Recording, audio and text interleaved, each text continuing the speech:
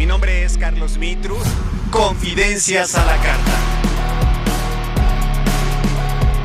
Efectivamente, aquí en Confidencias a la Carta encontraremos la voz de personajes extraordinarios de nuestra patria y efectivamente, hoy nos encontramos con Jorge Toribio Cruz Montiel, que nos está regalando prácticamente no solo su conocimiento, sino también este amor que tiene por su México, pero también descubriendo esta obscuridad que también está muy latente y que es necesario que en México y en el extranjero se conozca no solo la identidad de todo lo que permea a nuestro alrededor, sino también todo lo que fluctúa curiosamente en nuestras venas, esta oscuridad, estos monstruos que constantemente nos monitorean y que incluso nos cambian la perspectiva de nuestra vida. En esta ocasión ahora con nuestro amigo Jorge Toribio Cruz Montiel, pues vamos a platicar, amigo, de una situación que también a los artistas en algún momento determinado, amigo, no nos vemos como que envueltos en ciertas situaciones como lo es el plagio. La creación del artista, mi querido amigo, me voy a acercar un poquito a ti, porque quiero que nos comentes de todo lo que tú creas como escritor y también de todos los amigos cercanos a ti que también se convierten en artistas, pero también en esta hermandad que se crea. Hay algo que me causa mucho ruido, amigo, algo de lo que tú también has estado envuelto, lamentablemente, ¿no? Y que a la par podemos coincidir en amistades y que están envueltos también en esta situación, el plagio.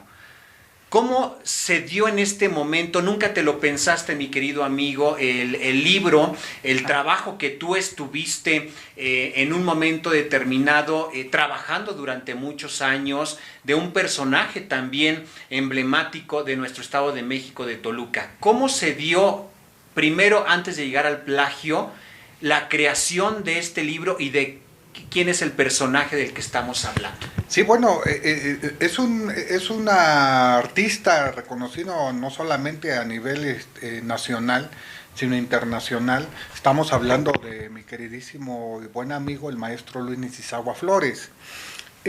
Como debe de recordar la gente, prácticamente mis primeros libros fuertes tuvieron relación con la biografía. Había escrito y se publicó en el 1994, si mal no recuerdo, un libro biográfico, una biografía del maestro Raúl Anguiano Valadez, que había sido también un gran amigo mío, pintor de la escuela mexicana de la tercera generación, ya no de la época concreta de Diego Rivera, Siqueiros y Orozco, sino de una generación posterior a ellos. Entonces él tenía muchas vivencias interesantes, ¿verdad? Y de ahí me surgió la pasión de empezar a escribir sobre las biografías. Después le hice otra investigación también de carácter biográfico a mi amigo José Luis Cuevas, que es otra generación a todos ellos, la generación de la ruptura. Ya viene una especie de renovación, digamos, en las artes en México del siglo pasado, y José Luis Cuevas y yo pues también fuimos grandes amigos, y me dice, con mucho gusto, dice, claro que sí, porque él había leído el libro que le había escrito a Raúl Anguiano, porque también eran muy amigos ellos, curiosamente, a pesar de que antes no se llevaban, después terminaron siendo grandes amigos. Y me dijo, me pareció interesante lo que platicas, me gustó mucho cómo manejaste el estilo en primera persona, como si el maestro Anguiano se hubiera puesto él a escribir las memorias, o sea, yo no metí mucho mi cuchara en el asunto, simplemente me aboqué a hacer la entrevista y a transcribir lo que más fidedignamente se pudo acerca de cómo el maestro Anguiano pues se expresaba, de cómo hablaba, de cuáles eran sus palabras preferidas, etcétera, etcétera, ¿no? Y eso le encantó mucho a José Luis, al grado de que, bueno, los libros ambos fueron reseñados en periódicos nacionales. Me recuerdo mucho el Búho de Excelsior, el suplemento cultural de Búho, que dirigía entonces René Avilés Favila, con quien después me hago muy amigo, por cierto, fíjate nada más. Y me comentó alguna vez Raúl Anguiano, hablando de estas biografías, y antes de entrar a hablar sobre Nicizawa, sobre este libro, sobre el plagio, que le había entregado el libro que le escribía a Anguiano al poeta Sabines, y que le dijo, oye, me interesó muchísimo, dice, qué qué fresca está esta lectura, dice, me gustaría conocer al autor. Anguiano fijó él una cita para que nos entrevistáramos, porque quería Sabines hablar conmigo, y yo estaba, en esa época, vivía aquí en la ciudad de Toluca, y me dice, para tal día, tal hora, Jorge, te espero. Yo no pude llegar. Sabines sí llegó. Me tuve que disculpar, obviamente.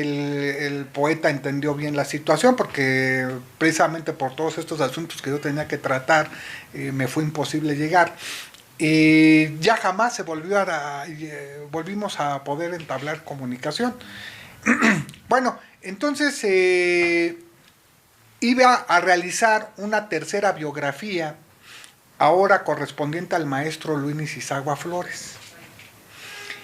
En esa época recuerdo que también le estaba haciendo entrevistas a otro pintor de la escuela mexicana, Arturo García Bustos, que había sido uno de los discípulos preferidos de Frida Kahlo, allá en su casa de Coyoacán, que él vivía en la casa de la Malinche, en la casa que fue de la Malinche, ahí vivía con su esposa Rina Lazo, ya murió Arturo García Bustos, creo que Rina todavía vive.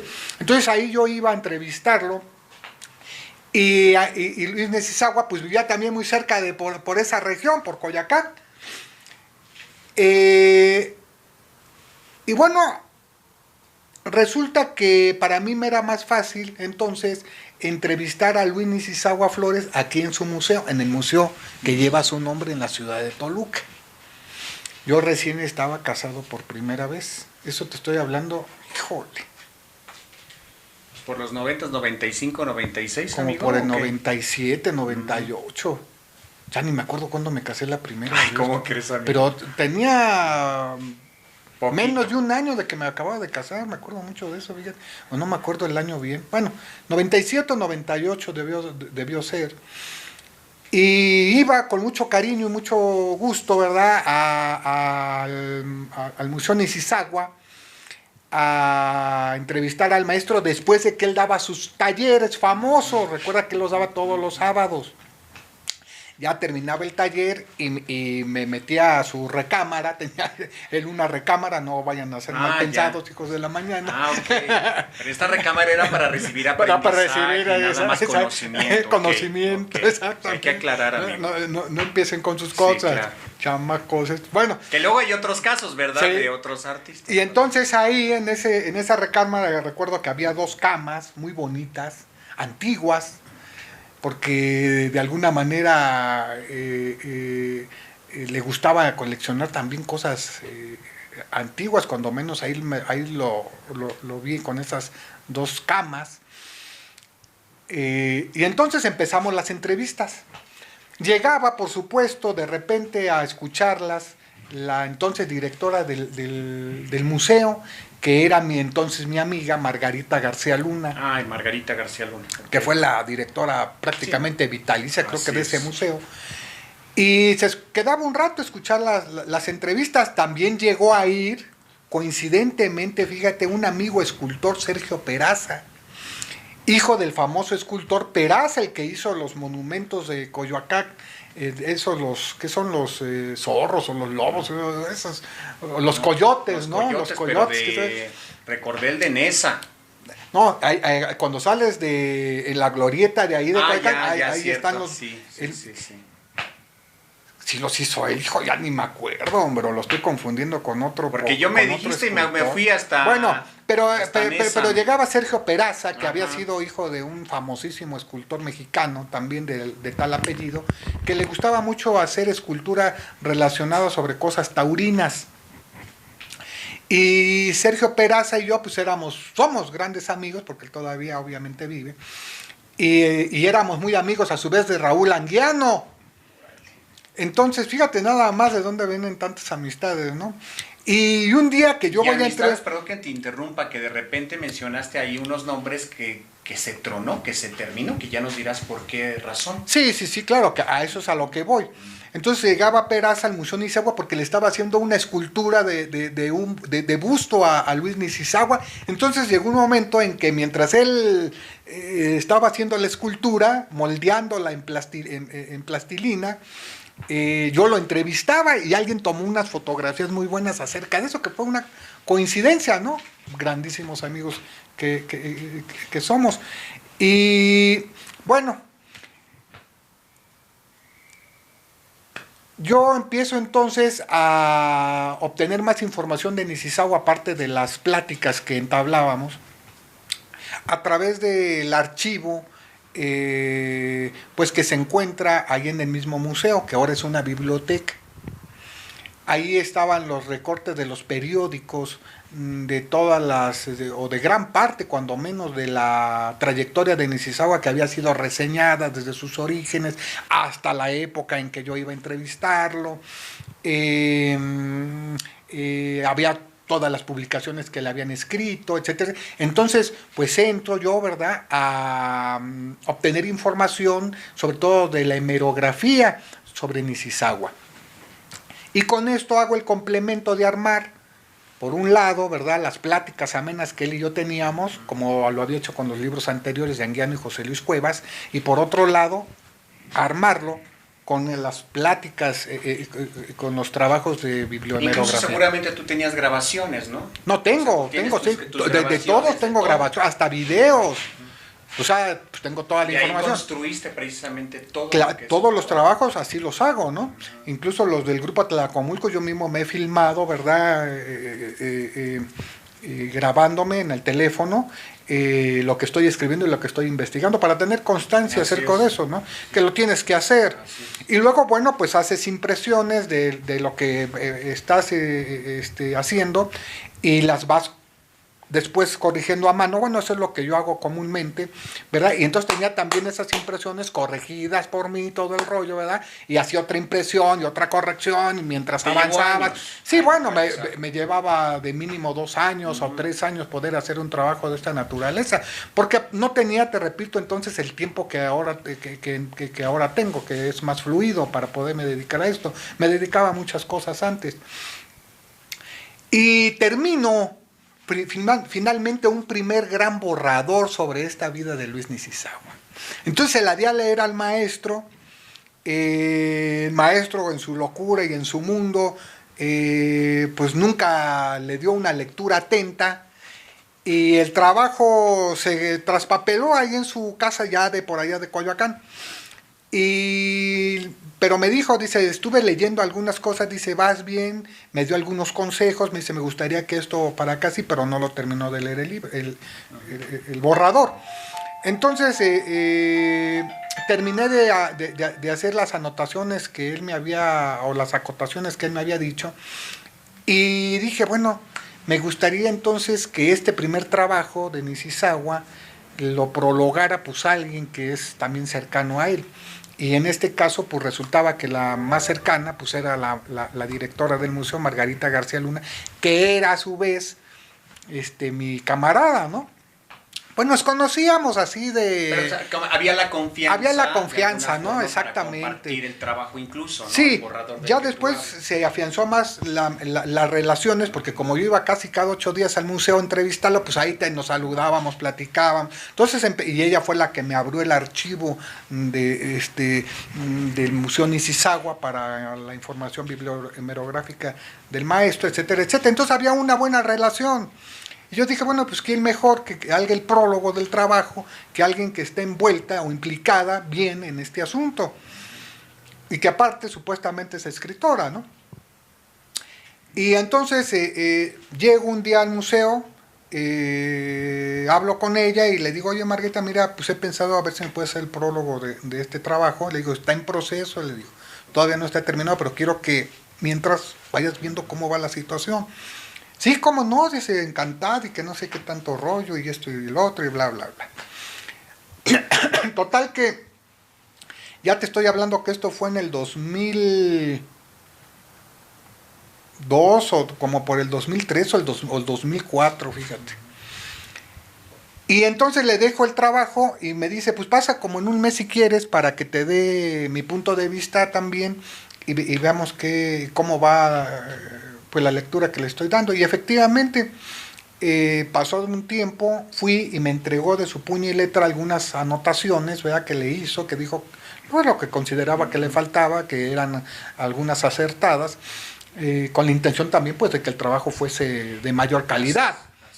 Y todo esto porque ya se conocía ella con el maestro, había un acercamiento, y así como por ejemplo marcaste del maestro que te hizo algunas correcciones, pues ella lo hizo de alguna forma, tú lo viste en ese momento de una forma sana, ¿no? O sea, voy a pulir el trabajo, pero nunca pensaste a dónde iba a Sí, girar. total que al final de cuentas ella se queda con el borrador. Yo tengo que abandonar esa investigación porque empecé a escribir mi segundo libro sobre el grupo Atlacomulco, que para mí era más importante. Abandonado el borrador. Al mes que te dijo, ¿sabes qué? Sí, Jorge, ven al mes. ¿Tú ya no fuiste al mes o sí fuiste? Fui por las, fuimos, platicamos. ¿Tú qué hiciste ahí? ¿Lo dejaste? No, la idea era que efectivamente, ¿no? Porque me da las acotaciones, yo llego, empiezo a trabajar sobre eso, ¿verdad? Pero llega un punto, pues somos escritores, ¿no? En que dije, ay, ahorita dejo esto. ¿Y te fuiste con lo del grupo Atlacomulco? Sí, porque me acuerdo que venía el cambio de gobierno, en que entonces mi tío Arturo Montiel era el gobernador y ya empezaba a impulsar a Enrique Peña para Nieto. 2005, cuando iba para gobernar. Exactamente, entonces, por eso te digo, fue en ese Inter, 2003, 2004, algo así, y alguien en Atlacomulco me comenta, fíjate, ¿desde cuándo? 2003 o 2004, el próximo gobernador del Estado de México va a ser Enrique Peña Nieto. O sea, yo sabía muchas cosas antes porque pues en la familia todo eso se comentaba, ¿no? A ver, haciendo un inter con esto, antes de partir a este personaje también que es muy importante y que fue muy importante en la vida de Jorge Toribio, la maestra Margarita García Luna. Recordemos, por ejemplo, que Toluca, siendo la tercera ciudad con más museos en la República Mexicana, bueno, recordemos que en su momento teníamos al Museo de Numismática, actualmente tenemos al Museo de la Acuarela y otros museos que son emblemáticos. Pero mencionaste al Museo Nishizawa, un museo que ha enmarcado en la historia de Jorge Toribio esta hermandad, este compañerismo, trabajo, pero también algo oscuro, esta cuestión del plagio. Tú dejaste a un lado la cuestión del borrador por toda todo esto que se vino en boga, la cuestión política en nuestro país, enmarcada en el Estado de México. Tú bien lo mencionas a Enrique Peña Nieto y te fuiste a tu investigación 1915-2006. Ahí es donde nace el libro del Grupo Atlacomulco y que dejas a un ladito, no en el olvido, pero tú confiado como escritor, porque como escritores somos muy hiperactivos y lo que quieres es más, ¿no? Tú eres un investigador, toda tu vida lo has sido desde muy pequeño, con este acercamiento con tu familia. A partir de este momento, Jorge, que tú dejas el borrador en el Museo Nishizawa, ¿jamás te pensaste que iba a girar, incluso se iba a voltear la amistad, iba a dar un giro completamente a tu vida? Te vas al Grupo Atlacomulco, pero ¿qué sucede en este inter? ¿Hubo por lo menos alguna situación que para el maestro Jorge Toribio Cruz Montiel permitiera descubrir un poquito lo que estaba pasando? El maestro Jorge Toribio Cruz Montiel, en colaboración con LO